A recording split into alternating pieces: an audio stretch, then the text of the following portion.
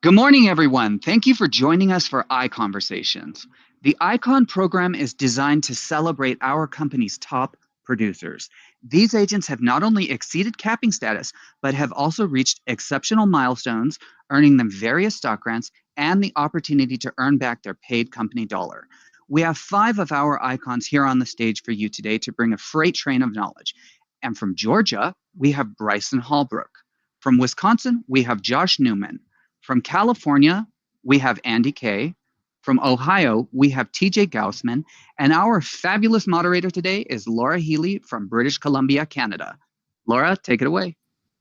Well, good morning, icons, and good morning, guests. I am so honored to be here with this amazing group of icons to share with you a fantastic conversation about our journey, about some tips and tricks, and some other things.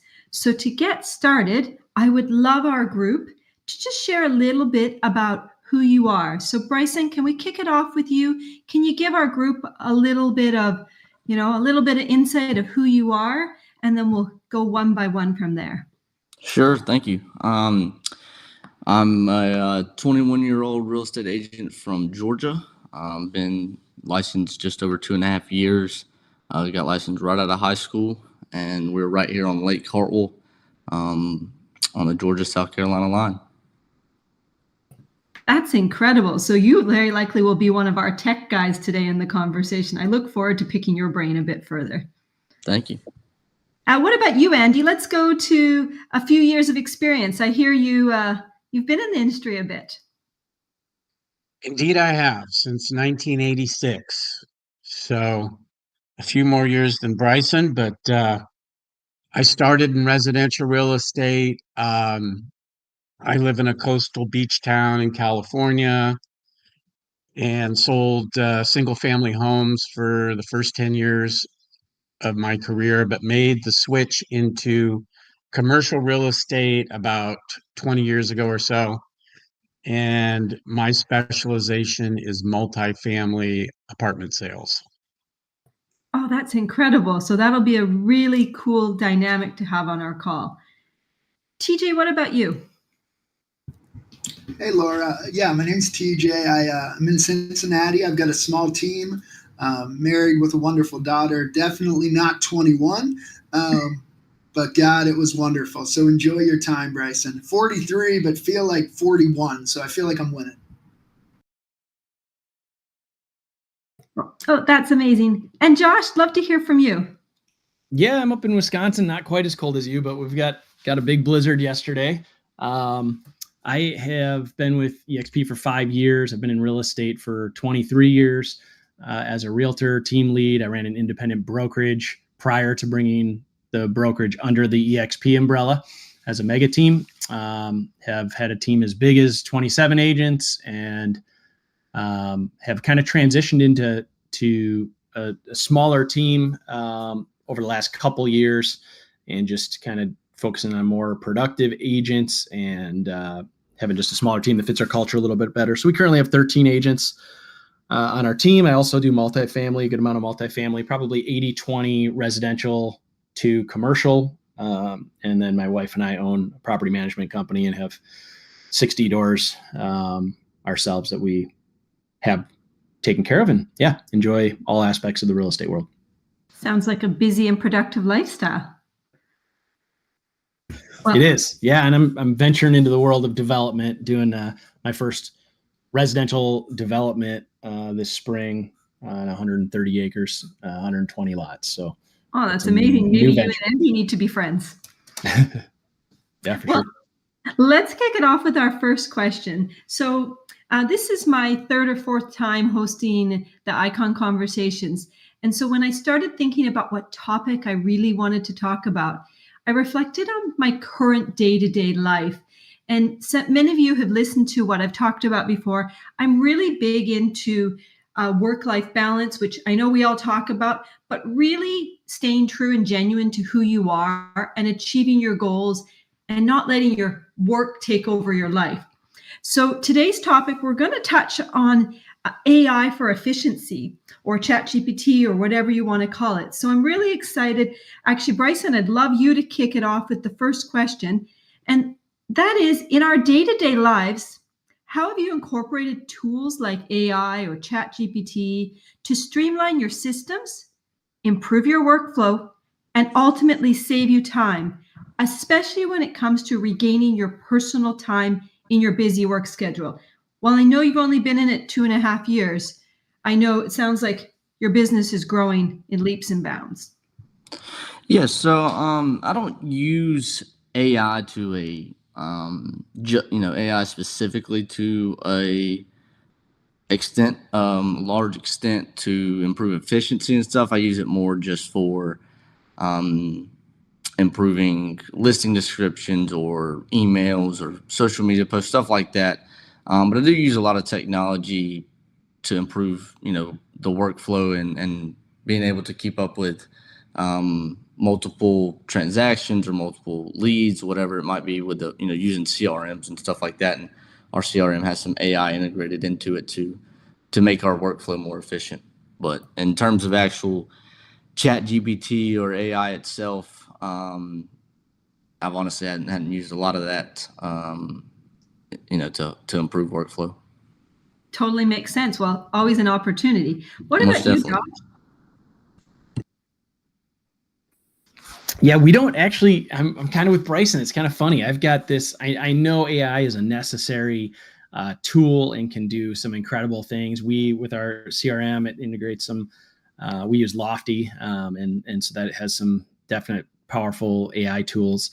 But I was just, yeah, I mean, it's amazing what AI can do. My son is a builder, and we were just talking about how he can use it, even as things as simple as figuring out run and rise on stairwells when you have funny dimensions. And he's like, I used to go to Google for this stuff. Now I can just punch the question into ChatGPT and it'll give me exactly what I need. And then I just double check. So I use AI from time to time in doing different, what things are hot in the market as far as preparing trainings, different things like that, and ask it questions to get feedback on just kind of bullet points. And sometimes when I'm having a blank or an uninspired moment, it can give me enough to just get my creative juices flowing. And I tend to be kind of a creative guy. And so I kind of begrudgingly don't like the leaning on AI tech, but I know it's definitely necessary and something that I'm sure we'll incorporate more and more as we go forward. Well, that's amazing. So our next question, TJ, this one is for you. And it talks about what systems or strategies have you implemented to manage your workflow more efficiently. Can you share with us how you've approached this, whether it's through technology or through systems, that's helped you transform your tasks and client communication? I mean, as a 4-time iconer and a dad of a young lady, I am sure you are a busy man. Yeah, and I'm glad you talked about work-life balance. I remember my daughter's 5 now. When she was 3, we were sitting at dinner, and I took a phone call, and she looked at my wife and said, "I wish I was a client." And it rocked me to my core. And I knew that I had to figure some things out. And that was like a moment, those moments in life where you're like, oh gosh, fix it now, or this is going to be something she's talking about in therapy. So we did. So one thing that we're working on right now, we're designing an AI bot that's responding to Facebook leads. And this was something that, Facebook leads, just like any kind of online lead, can come in at 10 o'clock at night. And they expect a response because they're up, you should be up in their mind. So we're working on that right now, where this is going to kind of walk them through qualification, and it's not going to be hands-on. The next step that I want to take that on is follow-up. So, we use drip campaigns, which we use KV Core just because I'm cheap, and we build these drip campaigns. But if we can do those at a higher level, use AI to know what the client is going to be turned on by, we can get way better at this. Now, you don't become an expert overnight, and I'm choosing to hire someone to help me through this because I think it's just going to shorten the learning curve dramatically. But I do think with everything online, you could get pretty competent in AI in a month if you really focused and really made the commitment. So those are two things that jumped out. That's incredible. Andy, let's look at this question a little bit closer to you, but have you kind of reflect back on your years in residential real estate? Because I know multifamily and commercial is a totally different beast. You're working with clients for a long period of time. They're a different level, probably less emotional. But let's talk about your 10 plus years selling single family. What systems can you share with our group? I mean, you have a wealth of knowledge. We would love to hear from you. We definitely can't discredit the number of years that you've been selling real estate. Well, let's see. I would just say I am an old school guy. And to me, real estate, whether it be single family, whether it be, commercial or any, you're still dealing with people, you're dealing with relationships. And I guess the one system that I always go back to, whether it be either or as a product type, is just really staying in touch with your clients. And, obviously there's a plethora of ways to do that. But again, being an old school guy, I take people to lunch. I prioritize. What I think I've been good at is not chasing. I've never been an internet lead chaser in my career. I've been a relationship builder. And as I say, to me, fundamentally, real estate is still a relationship business. And I've just found it easier for me to sit belly to belly with people, look them in the eye, and get their trust and respect. And that has helped me throughout my career. That's absolutely brilliant. Back to the basics. And, a lot of when we think about it, it is about relationships. People do business with those they trust. It's really key. So, indeed. Yeah. So TJ, let's touch a little bit more on your question, like your comments about, your 3-year-old daughter saying, I wish I was a client. Let's talk about that moment when you realized, was it that you needed a coach, an assistant, some better systems? What were your challenges you faced? And how did those change your approach on balancing your work and personal life?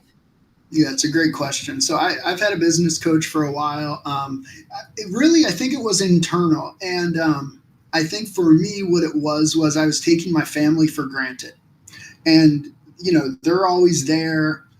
Everything's good there. I'm going to focus on business because my ego was telling me that it was all for my family.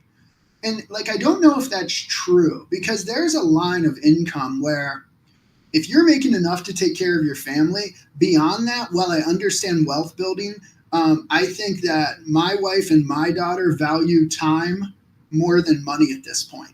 So it was basically prioritizing, and in my calendar, making those appointments with my family and treating those just as much if it was a $20 million client. And once I did that, and I really switched my mindset that family is the most important appointment that I have, my life got dramatically better and work got dramatically better. Because if things are good at home, things are good at work, and vice versa, in my experience. Let's elaborate on that. Did you, other than your business coach, did you hire an assistant? Did you start implementing on technology, or was it just a mindset thing? Well, I had an assistant at the time, but I started building out buyer's agents. So now I have 2 buyer's agents. So I don't work with buyers very much anymore. And if you want to control your schedule, get listings. And so that's where my focus is. So I'm really good at driving leads, but I'm really not great at being out at 7 at night and working Saturdays and Sundays. It's not what I want to do. So now I can drive leads, make people happy by giving them leads, which is what most people want. And then I can control my schedule with listings and keep the weekends and the evenings for family. Sounds like a perfect life balance. Josh, let's pick your experience. Let's talk about your experience running a mega team from 27 agents going down to 13 agents. Let's talk a little bit about the mindset, and let's talk about the approach that you took to change your team structure. I'd love to hear, on this same question, I'd love to hear about what steps you did. What was your aha moment? Why did you change from being a mega team to a fantastic team? 13 agents is still a really good size. But let's talk a little bit about your journey and, and the realizations that you had? Yeah, I think in this business, what you just touched on can be a trap for us as far as ego. What makes a great real estate agent is somebody that can certainly, has some resilience and can get kicked in the face a little bit and keep getting up. And they have to be self-motivated, right? Having a CEO mindset. But sometimes those personalities that can excel in those areas also can sometimes struggle with allowing ego to run us a little bit too, right? Wanting to be the person that is has their name in the lights or have recognition. And I can't even tell you how many agents I've run across in my own market. I'm not a huge market. Our whole county has about 120,000 people. So we're kind of a mid-sized market. But the amount of people that are on the billboards, even productive, but are really not making a great living, right? You guys know, I was just with my wife shopping this morning, and I got 2 calls within 5 minutes of each other. One was, both were, telemarketing type things. One was trying to help me with recruiting. They have a program that will just explode my recruiting. And the other one was for buyer leads. And there's no shortage of places to spend your money if you're a real estate agent looking to expand market share. What's critical is making sure that nets you in a bottom line and is, a positive net benefit, right? And so I have, been in this business for 23 years. I've got 6 kids. My wife and I have been married 25 years. 6 kids within 8 years we had. And so talk about busy family. We were just at a basketball tournament in Springfield, Missouri last week, and we had 3 kids on 4 different basketball teams, one playing on 2 teams. And so, like any life, you're juggling a ton of stuff. But from early on, mostly because I had a great example in my father, who was also a real estate broker growing up, I never have struggled with wanting to have my market share or my presence or my image. Like, I really don't care that much. Never has it been as nearly, edged out my family in priority. And so I'm fortunate that way, but primarily, again, because I saw good examples around me. So for me, coming to the realization that bigger is not always better. More gross profit does not necessarily mean more net profit. And I've always been concerned mostly with my net profit. What am I taking home? What do we need as a family? Like TJ was saying, there is certainly the law of diminishing returns, where after whatever that number is, different markets need different requirements. In some markets, you take $100,000 home, you're a baller. In some markets, you're stuck. If you live in LA, $100,000 is probably tough to live on, and it depends how many kids you have, right? So, as individual agents, I think it's important for us to figure out what that number is. At the same time, we have the law of limiting beliefs, and so early on in my career, making $100,000 in my market is a big deal. I mean, that's that you're doing well, I should say. But that was 20 years ago. Houses were priced a little bit different and everything else. But over time, there were a number of years that I made a little bit over $100,000, and I was like, I am killing it. And I never thought about the prospect of, well, what would I need to, if I can make 100, I can make 200. I just need to be better at what I do and be more efficient and do more of what I'm already doing. Right. And so, making sure that we've talked about systems and efficiency. As far as my team goes, again, realizing that bigger isn't necessarily better. I got kind of caught in a chase of wanting to be the biggest in the market. And we were kind of right up there with a couple other brokerages in town. And there were, probably 4 of us that held about the same market share within a few percent. But I really realized that what I was doing especially you can't be super choosy in a small market on who you hire if you want to grow. But I realized I was hiring people that didn't align with my core beliefs. And so for a long time, I ran my business saying, we treat people the right way and we do things for the right reasons. And because those core beliefs deep down in how I did business, I'm a man of faith and I want to be a reflection of that to people in my community. But because that is my compass, just having an ambiguous statement like that doesn't really strike with people if they're not coming from the same area. And I hired people that didn't align with my core beliefs. So the biggest thing made a big difference in my team building was writing down core beliefs. And so we've got 5 of them. We put canvases across our office. They're all over the place. And all my agents know, hey, these are the expectations. Integrity. If we're putting a OneTrust real estate, if that's on your name and on your business card, well, you now reflect all the other people in this office and how you do business or how you hang out at the bar or the wherever. That affects the other people on the team. And if it doesn't align with these core beliefs, then then you're not a fit here. And so as I started to shrink my team a little bit, there were a couple instances that came up. And one of our things is we're 100% honest all the time. And so there's no room for deception to our clients or to each other.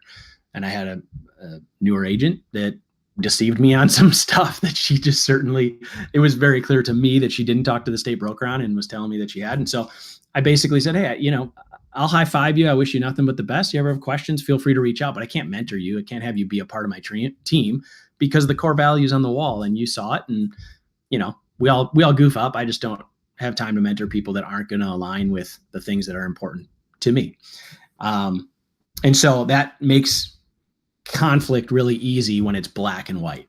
So being intentional about those few things that are non-negotiable for you as a leader or how you are going to treat your clients. That way, when a sticky situation comes up, it might be as simple as a client saying, hey, did you do X, Y, or Z? And you told them you were going to do it.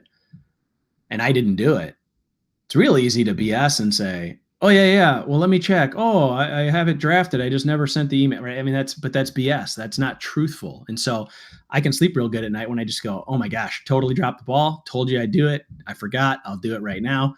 And people respect that too, And so when you have core values, sometimes it's just clearer when you write them out and are able to have something to look on, and it either aligns with it or it doesn't. It makes decision-making really simple. It makes conflict resolution simpler than it would be without it. So that's been a key to me in formulating my team and just understanding.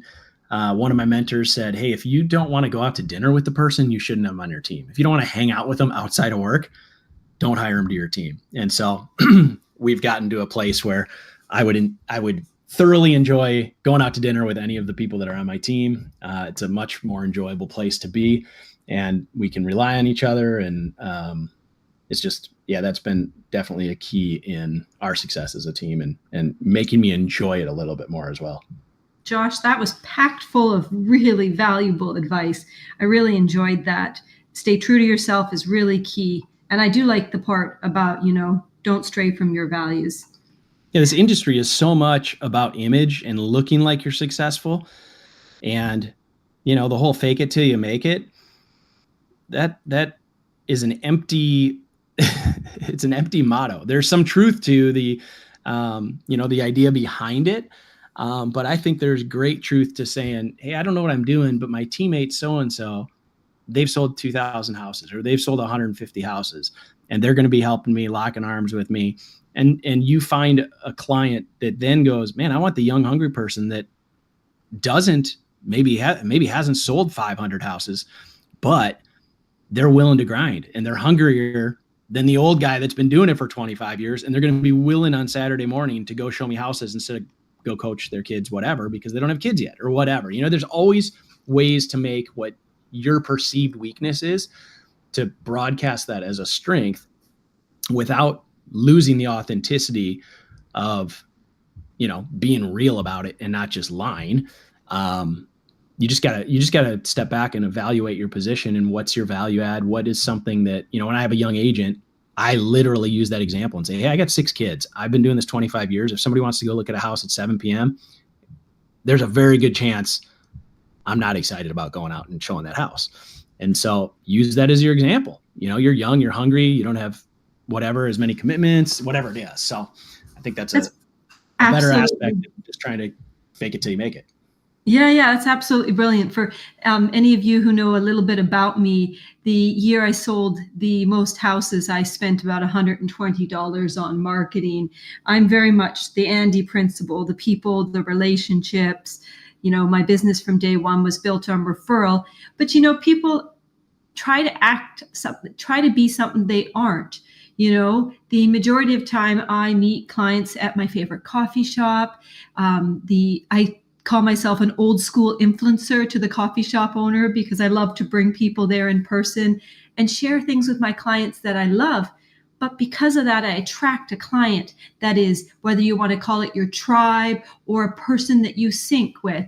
And that to me is why we do what we do.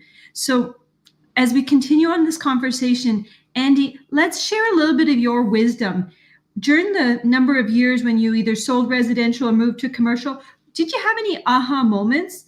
And what kind of pushed you to move from residential to multifamily to commercial? I'd love to hear a little bit of your kind of journey and, you know, like how it went. Yeah, sure. You know, I have always been a lifestyle type person. In fact, I owned my own brokerage for a while, had 17 agents, and the name of our company was Lifestyles. So to me, prioritizing your life. I mean, I'm from the Fern Camp, and this came from my parents. They always told me, look, you're no better than anyone else, but you're also no worse. And anything that you set your mind to, if you work hard, you know, we do live in the greatest country in the world. I live in coastal California. I wake up every morning and feel blessed. But as far as my journey in real estate, you know, I sold, you know, a lot of houses. But as far as making the transition, and what was my aha moment? I literally got sucked into, if that's the proper term. You know, when I was young, would run out on those 7 o'clock appointments and show the house and sell the extra house and all of that because I just wanted to establish myself, work hard. But after 10 years, and won a lot of awards as a residential agent. But then I did start having a family, and I said, you know, I don't care how much money, nobody at the end of the day really cares about how many houses you sell, what kind of car you drive, etc. Most people are self-centered, they care about themselves. But the aha moment for me was I don't want to work another weekend in my life. I would rather be with my family or be doing something I truly love. So I decided that I'm going to make the transition into commercial real estate. I haven't worked a weekend in 20 plus years. And I had a mentor actually when I was still selling residential real estate, who his mother came to this country as a Mexican maid. They lived in San Diego. She started buying apartments in the barrios of San Diego and turned herself and her family and all of her sons into multi millionaires. And I would go and visit. We'd share family time together, and he'd go. This one brother-in-law that I have would say, "Gosh, Andy, you know, you're a really hard worker, and you sell a lot of real estate, you sell a lot of homes." But he goes, "You know, I make more money on one deal in commercial than sometimes you make all year long, working weekends and chasing leads." And that kind of just inspired me to make the change. And the other thing that I learned from his name's Willie. The other thing I learned from Willie is he goes, you know, you got to define your own uh, definition of success. And he convinced me that to really think about, write down, focus on what it is that you as an individual, how you want your life to be, how much money you want to make, the hobbies that you want to have, the quality time you want to spend with your family. I've been in real estate for a long time and literally seen hundreds, if not thousands, of agents in this business and various levels of quote success. But what made the biggest difference for me was when I spent the time to really define what success is to myself, how I wanted my life to be 1 year, 5 year, 10 years in the future, how I wanted to nurture the relationships, how much money I actually did want to make. And then, you kind of work backwards from there. So I think, my aha moment was, again, making the transition from, being a top producing residential agent who basically worked 6 or 7 days a week. I now make more money and work less than I did, you know, uh, and have more time to spend with my family, pursue the hobbies that I want, et cetera, et cetera. So that was kind of my story and my aha moment, if you will. Andy, thank you so much for sharing. Bryson, let's talk about your journey so far. I really liked what Andy said about definition of success. So you're 2.5 years into the business. Where are you at on your journey? Like, have you reflected on that phrase? What's your definition of success? I know you're probably in the building stages, hustling stages.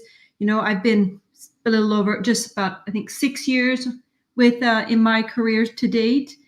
And a 5-time iconer. So, you're well on your way to that. But let's just talk about a little bit of that, reflecting on your journey so far, your lifestyle goals, what motivated you to become an icon with EXP, and how those aspirations take shape of your decisions, both personally and professionally. Let's reflect a little bit on that. Sure. My goal and definition of success is, just doing what I love, helping people achieve the things that I'm passionate about, which is real estate. And the more people I can help do that, the better. I was able to buy my first investment property at 18, which has kind of helped me, define that passion to help others, recognize what real estate can do for people. It's been very big for my family. My dad, he's actually my team leader.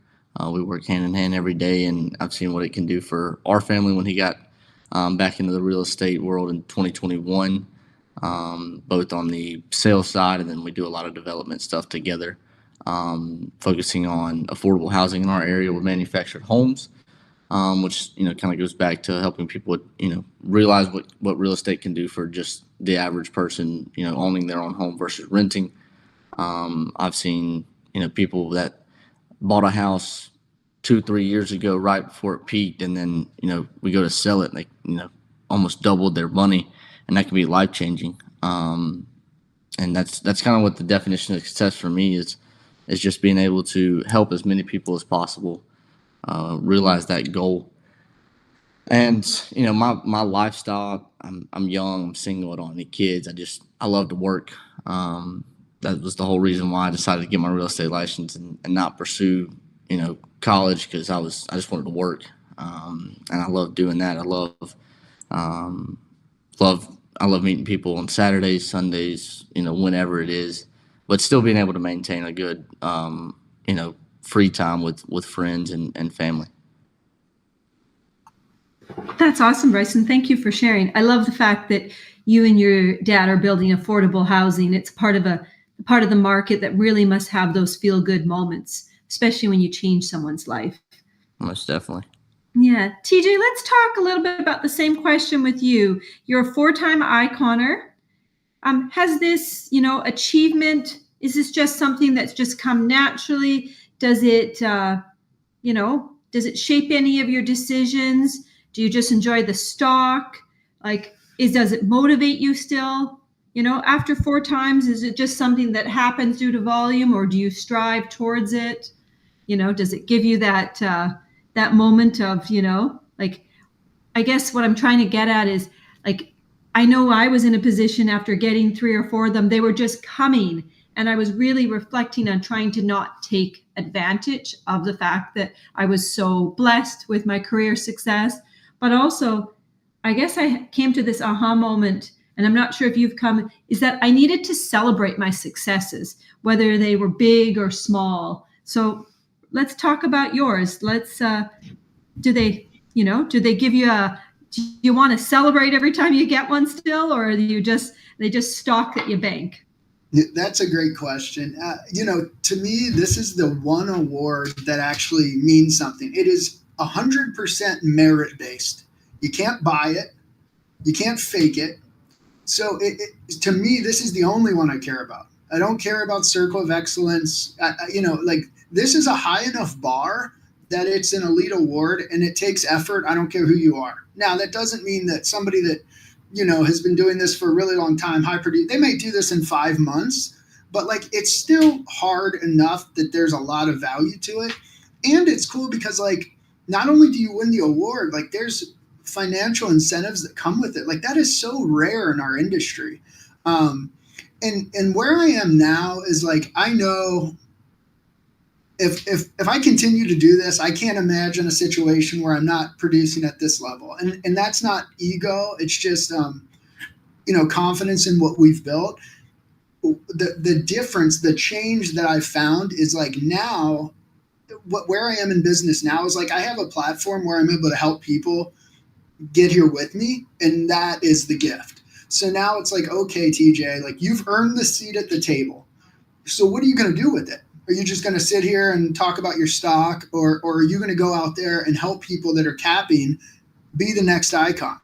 And there's so many people, and I've been guilty of this, and I bet you a lot of us have, where we say, I don't like asking for help. How many people have said, I don't like asking for help, I don't want to bother anyone. But then we also say the best part of our job is helping people. So one takeaway that I hope you all take, and this is something somebody told me, it's not original, it's don't steal someone's opportunity to help you. Don't take that away from them. We know that when we're selfless, we feel better about ourselves. So when we don't ask for help or allow help, we're taking away someone's opportunity to be selfless. So it's actually selfish. And that tweak has allowed me to accept help and to help people at a really high level. And that's how you build relationships. That's how you build rev share, if that's something that's important to you. Be someone that helps and accepts help. That's a really good reminder. Sometimes we think, we don't need the advice that we're giving out. It's really key. So the last question is going to be something that I'm going to get every one of us to answer. And so as you go one by one, we can kind of think about it. But it's on the definition of what does it mean to be an icon to you? And I really want our panelists to really think about it in the raw, most genuine form. How do you see this impacting not only your career, but the quality of your life? So Bryson, let's start with you. But let's talk about what it means. Does it motivate you? How does, I really liked what TJ said about it being really a prestigious award. But let's start with you. Yeah, I mean, I kind of agree with TJ, and it's an award that just you can strive to get that actually has some meaning and some value to it. I mean, as agents that all of us do a lot of production, there's a lot of awards out there that we get given from local board of realtors and different people that try to reach out to you and sell you on some magazine that you can get a plaque. And there's a lot of plaques and awards out there that get given that really don't have any value to them. They're just there to say you got it. But when you achieve the icon status, obviously there's a lot of stock grants that get given to you. And I think that's the biggest thing that motivated me to do it, was just on top of being able to say that I achieved an award that was a production-based award, it actually had some value to it. That's really awesome. And I mean, with 2.5 years into your business, have you achieved it once or twice? Just the once. Nice. Congratulations. Way to go. That's a really big deal. Thank you. Josh, as a team lead, how many of your agents are achieving icon? And reflecting on your journey, let's talk about what it means for you to be an icon and how does it impact your career and your quality of life. I really like the fact how you said that, you're always aiming to build the capper up to the next icon. But let's talk about it a little bit more in depth. For me, well, we're a mega team. So part of the mega team thing is on the reduced cap as a mega team. my agents all qualify for a 4K cap instead of a 16K cap. So we've let them know that if they want to go to a 16K cap and do the icon and get the stock awards and all that stuff, they can. For most people, for everybody actually on our team, they've always elected to take the smaller cap and not worry about, the vesting period and everything else, keeping that extra 12 in their pocket, basically. So we haven't had any of our other team members go for it. I've iconed every year that I've been here. And, I always like thinking about this. I was with a very large national franchised out brokerage prior to going indie and starting my own company. And I remember going into my broker's office and seeing all their awards, glass, similar to the awards that we get for the Icon Award, seeing them all on their shelves behind them and thinking, wow, that's pretty impressive to be at this big brokerage and get these, different tiered awards. And my first year at that franchise, I got an email that said, congratulations, you've achieved X. Your award is on its way. Scroll down to pick out whatever it was. And I scrolled down and I had to pay $70 to get my crystal award mailed to my office. And I thought, what? So all these people in the office, they all had to buy their awards? I thought for the money this brokerage is making, they'd send me this award. And so I never did, because just like I said before, I'm not real big into displaying my trophies for other people to see. I'd rather keep the $70 and take my wife out to dinner. And but it's kind of comical looking at that in comparison to how EXP does reward you for achieving those things. And rightly so. We don't have to buy our trophy, but we do have to do some things to pour back into the community to really receive the full riches of the reward with the stock and the other incentives, which is really just a great culture builder. It's to require people to do some things and get to our conferences and do different things to maximize the reward is a genius way to format it. So definitely proud to be amongst those that are, able to be called icon agents. And I think EXP puts their money where their mouth is in regards to the stock awards and the different things at the national conferences that they, give you access to and different things like that. So something I'm proud of achieving, but also, it's not something that it doesn't define any of you, anybody. It's just a good recognition. It's great. Proud to have it. I couldn't agree more about how, the award actually has meaning. This year I was able to pay down some debt by cashing in some of my vested shares, and it really felt good. I mean, it was something that I had just never really occurred what I would do with the stock that I had earned. And it was just something that was part of one of my goals. And I had been working towards, paying things down after building a beautiful custom home. And it felt good that I had just done the exact same thing I would have done work-wise or career-wise at another brokerage, but I was rewarded through EXP. And that really spoke a lot to me, because I thought, here is a recognition and a company that really understands, what I stand for. I'm working hard and I'm getting, the credit in return. So it was a pretty cool moment. It really was. And had I been, like many of you, had I had the opportunity to join EXP right from the start, I think I would have been even more successful. I know I remember reflecting with my dad a number of months into my career, and he said, honey, you should have started right away with that company, EXP. Your profit margins would have been better right off the bat. And I thought, wow, that's an aha moment for sure.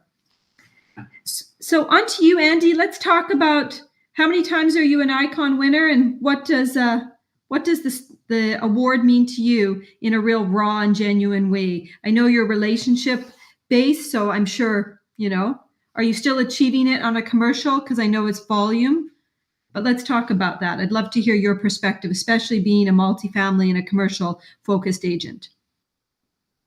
Sure. Yeah, I'm a 4-time icon. I've actually been with the company 5 years. And, to me, the biggest I forget who said it, but basically, to me, what the icon means for me is it gets you a seat at the table. Um, you know, for instance, like I was on another panel 2 weeks ago. I just know that any one of you, that if I had a client that I had to refer into your marketplace, I know with confidence I could pick up the phone and have confidence that I'm referring to another icon agent. To me, it's kind of a qualifier. It tells me, as I said, I've seen so many agents come and go over the years that, I know what it takes to be an icon. It takes hard work, and it takes dedication, and it takes somebody who cares about their clients. Otherwise, you wouldn't achieve this level of success.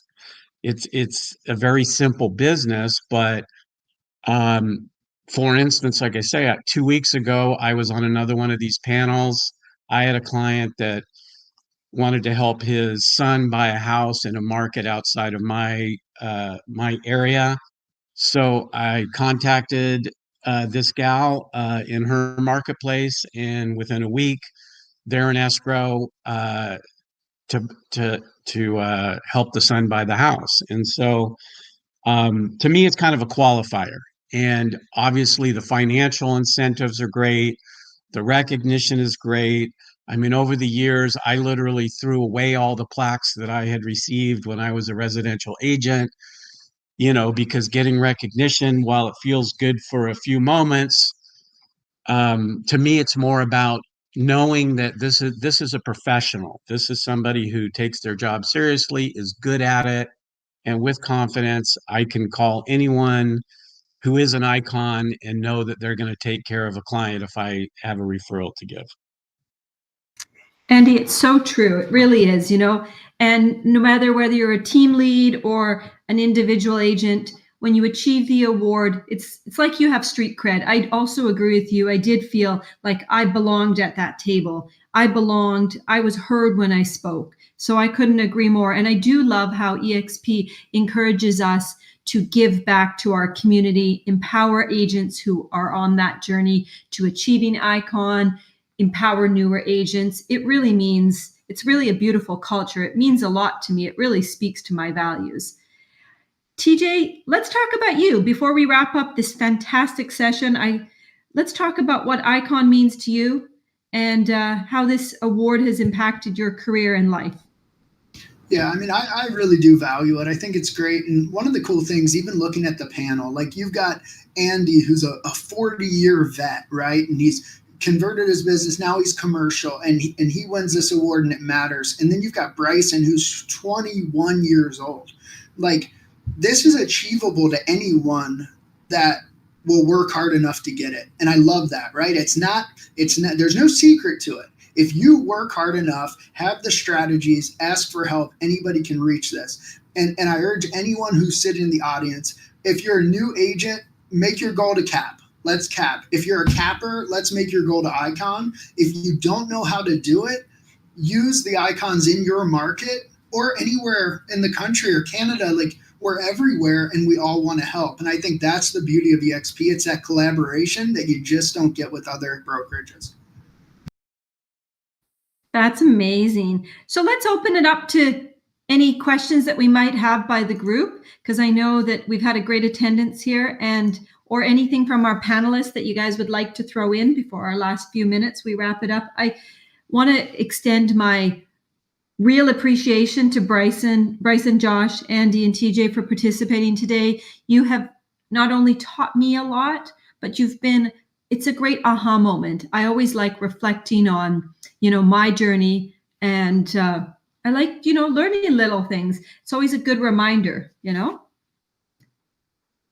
we have anything to add, or does our panelists wish to add anything? Okay, then Brian, let's take it back to you. Awesome. You guys were really amazing today. I enjoyed this thoroughly. I want to thank you all for being here. If you're watching this on YouTube, smash that like button. We're here every Friday. And everyone, get out there and enjoy your weekend no matter what you do. Have a good one.